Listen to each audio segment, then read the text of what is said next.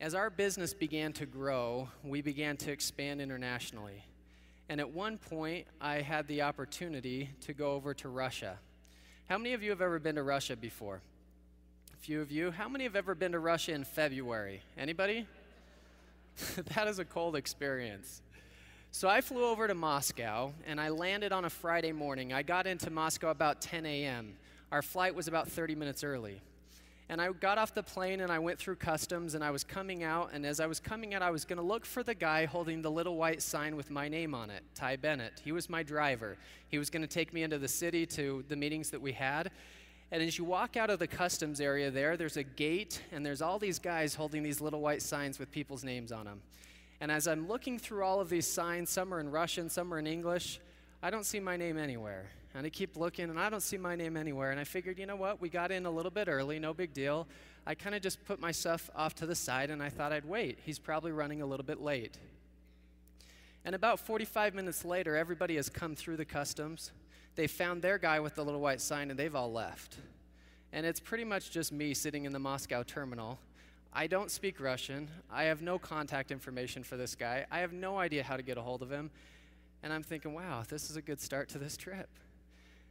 And so I'm wandering around the Moscow terminal, and literally 2 hours after I landed, I'm on the other side of the terminal. I'm walking past a coffee shop, and I see this guy drinking coffee, and I don't think anything of it. And then out of the corner of my eye, I notice there's something on the table, and I look on the table, and there's a little white sign that says Ty Bennett.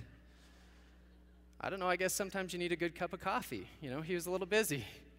And so he takes me into Moscow, and on Friday afternoon, I've got meetings from 1 until about 6 o'clock. I get a little bit of rest. On Saturday morning, I've got meetings in Moscow from 8 a.m. until 1 p.m. I go directly from those meetings to the train station. I take a 17-hour train ride down south to a little city called Saratov. I get there on Sunday morning. Sunday afternoon, I meet with a few people. Monday morning, I wake up and I've got meetings from 8 a.m. to 1 in Saratov, and then I go straight back to that train station. I get on a 17-hour train ride back to Moscow. I get in on Tuesday morning, I go straight to the airport and catch a 12-hour flight back to the United States. So this was a crazy trip. So I don't know if you've ever been on a Russian train before, so let me paint the picture for you. I'm in Saratov, I'm getting on this train, and you walk into the train car, and the train car is probably about this wide.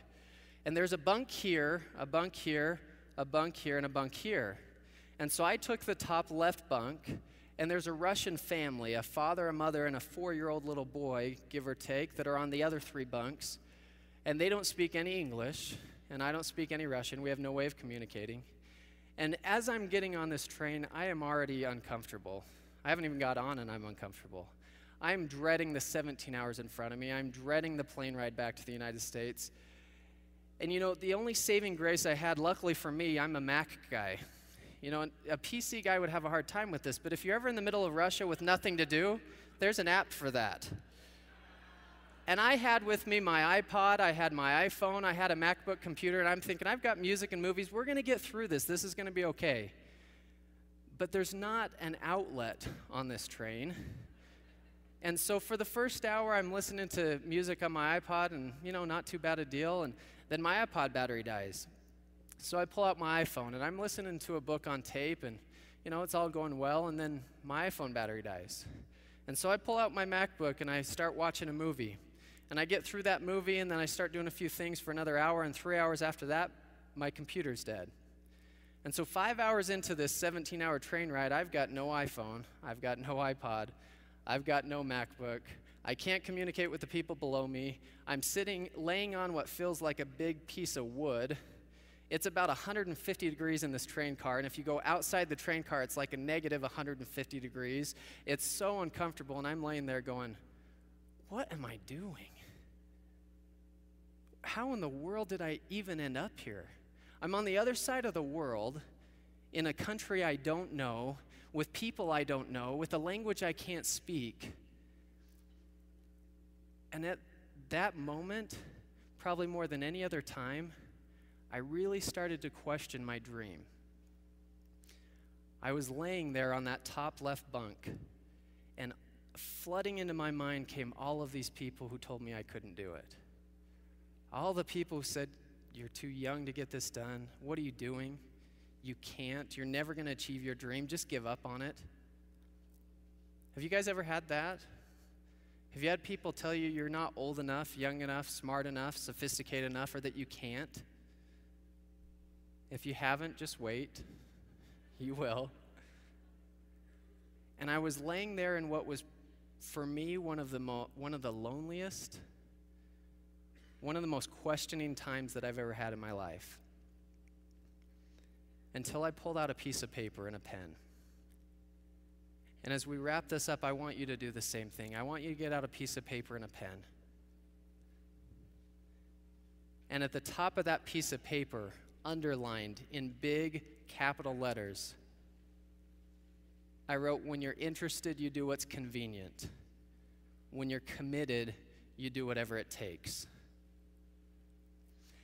And I knew I needed to change my thought process. I was thinking all of these negative things. I knew I needed to change what I was thinking. And so I wrote down one of my favorite quotes by David Schwartz.